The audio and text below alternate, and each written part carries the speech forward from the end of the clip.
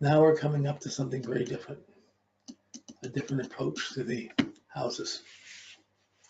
So in the mathematical scenario of things, we have the first house, second house. We've been interpreted the houses as they go number 1, 2, 3, 4, 5, 6, 7. They've been giving meanings that way. You have an identity, you have resources, you can express yourself. You have a home, you have emotions, you can build up skills. You have a relationship, you have joint resources, you can use them. And no reason right or wrong. You have a status, you have friends, and you have the results of that. So a lot of the houses are interpreted 1 to 12. But really, the houses move the other way. They rise from the IC to the ascendant to mid. They set from the MC to the descendant to the IC. They're really moving the opposite way.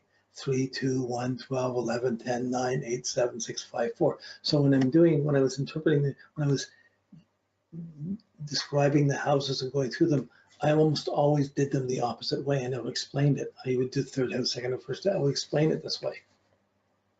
But it's being radical, and I thought it's not necessary to know these things so you get up to this level where it becomes useful to see there's another way of looking at it. So the whole concept of house cusps, the cusps of the houses and the sign and the house cusp.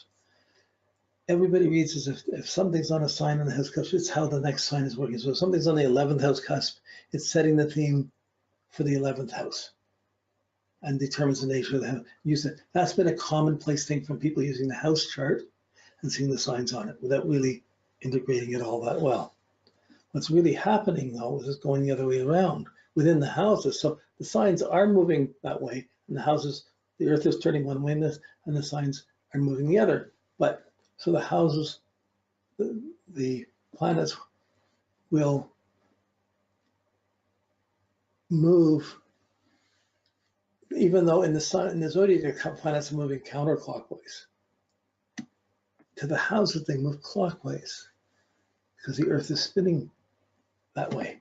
Earth is spinning counterclockwise, so the planets will come, and it's spinning faster than the zodiac, than the orbit of the Earth. So it's spinning. Different thing for Jupiter, or Venus, or Mercury, because the day is longer than the night, longer than the year. So that's another thing. Anyways, okay. But staying on the houses, to me, your motivations affects the way you think, your subjective motivation, the way you think, and then you get the impression to express in the third house. You have an effect of your expression in the second house, and the result comes in your first house, in your image. So instead of saying 1, 2, 3, it's 3, 2, 1. But the cusp on the second and the you call the second house cusp or third house cusp is really going the other way. So the sign you have on the third house cusp is really how it's moving into the second house. It's how this energy is moving into the second house. So rather than remove the others, I leave the others being there. And on one level, that kind of works. You could say that's an association there, but when you really want to understand it deeply, you have to see it this other way. Instead of we had angular, succeeding, cadent. Now I use the words causal. You get the seed impression, effect, the effect of that cause, and then the result of that cause, of those effects. So it's like angular, succeeding, cadent in the reverse order. So the succeeding signs are still, the effective signs are still fixed, but the cadent becomes more like the angular, and the angular becomes more like the cadence. So but I've changed the words. I just call them casual, effective, and resultant. So you don't have to take away the others, but this is going on as you start to understand the inner processes better within this. It's called diurnal houses, the planets moving up through the signs and moving the opposite way through them. It's not unknown, but it's not commonly worked with. People learn astrology before they get to knowing about these things. But by the time you get to progressions, all these subtleties make a difference in understanding how to resolve complexes and how to resolve processes, where they're coming from, where they're going to. And it can undo certain latent judgments about signs on house cusps and rulers and how that affects this or that. It can change it, to give you a different slice on it, a different direction to it. So that's pretty profound and pretty challenging. Okay, good. So It's based on we'll start at the motivation. We get inwardly motivated, deep within ourselves, somewhere unconscious, somewhere asleep in our thing, we get motivated. Something's good or something bad. I'm resolved that I haven't done. I'm going to have to go back and deal with it. I'm not going to have to. But we're motivated deep within ourselves, and it often has something to do with where we're going to go. It's going to have an effect on what we're going to accomplish that day or that year, that lifetime, whatever, up in the midheaven. But our personal motivation. So if we had fights in the home and people were upset and there's neighbors making noise or whatever is going on, it's disturbed our sleep. We didn't get a good night's sleep. It's going to affect, it's going to have a causal effect on how we're thinking the next day. I like the example of the samurai warriors. When they were samurai warriors, a lot of them were married, but they would be married. They would tiptoe around the house. They'd be so nice to their wives. They'd be so careful with their wives. They wouldn't want them to get them upset or anything, because if they got upset and they got bad energy, they get bad feelings, and those bad feelings would affect their performance, and they could get killed in the next battle. So they made a point of not allowing that to happen. But the point of these effects, whatever motivates you, is going to have a causal effect on the way you think and express yourself. Third house, brothers, sisters, immediate environment.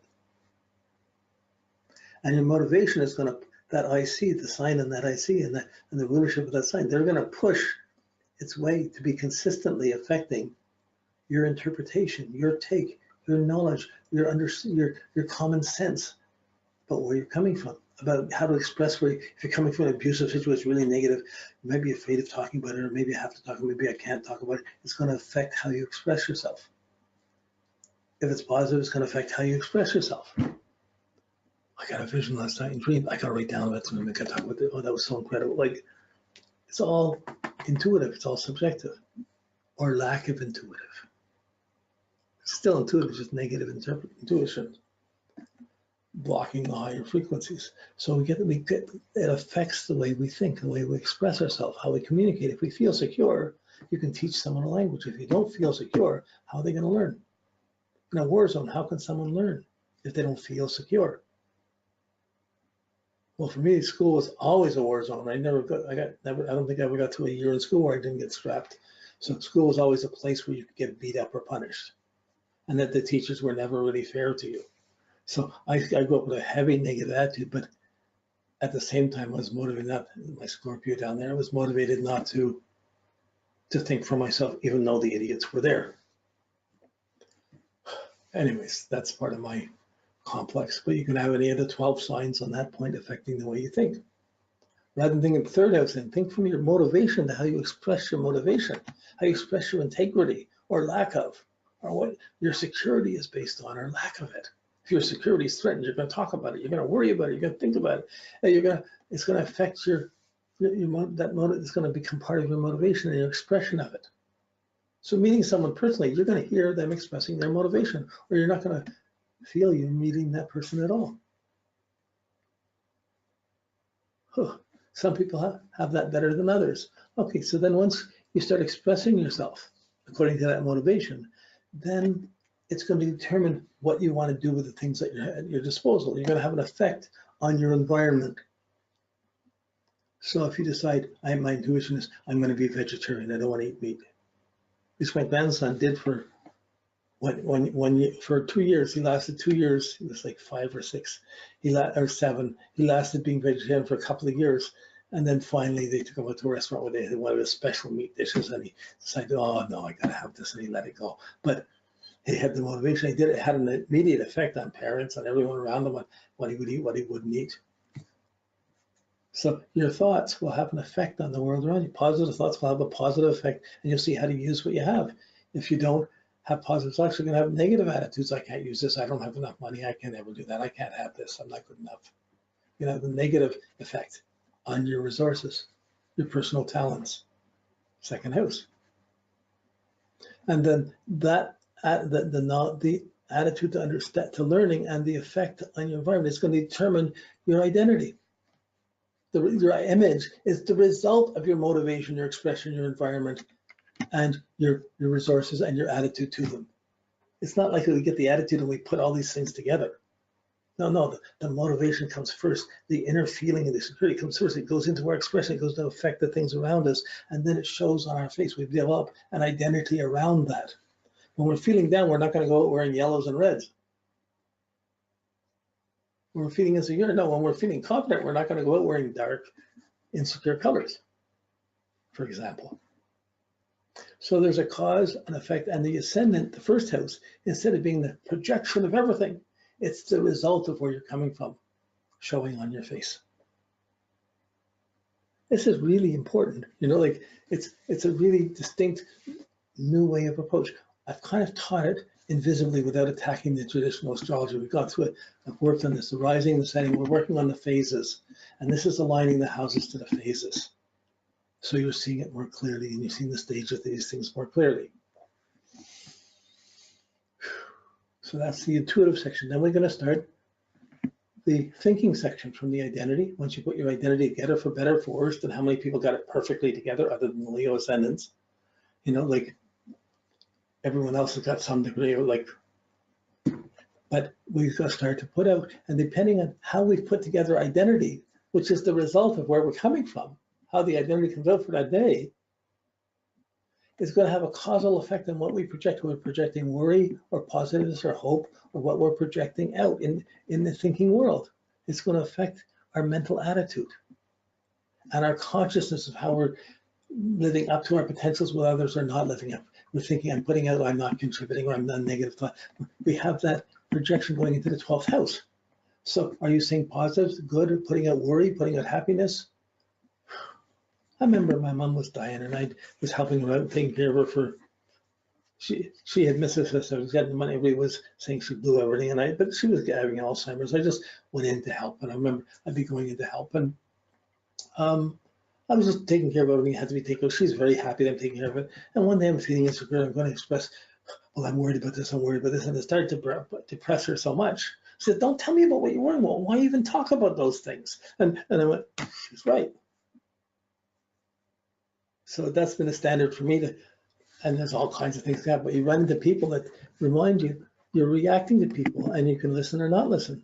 You can project, assuming you're in control of your identity, when really the identity is halfway there. It's already where you, partly the result of where you're coming from your last night's sleep, from your mom, from your past. That's why it's so easy to blame the mom on things that happen. But the causal is the 12th house. And based on that influence of the positive, negative, those feelings, you will have an effect on friends and other people, friends, enemies, doubters, supporters. You're going to have your social conscience, and your social matrix is going to build up from that. And by having the effect on people, positively or negative, you'll get a result in the status that you have.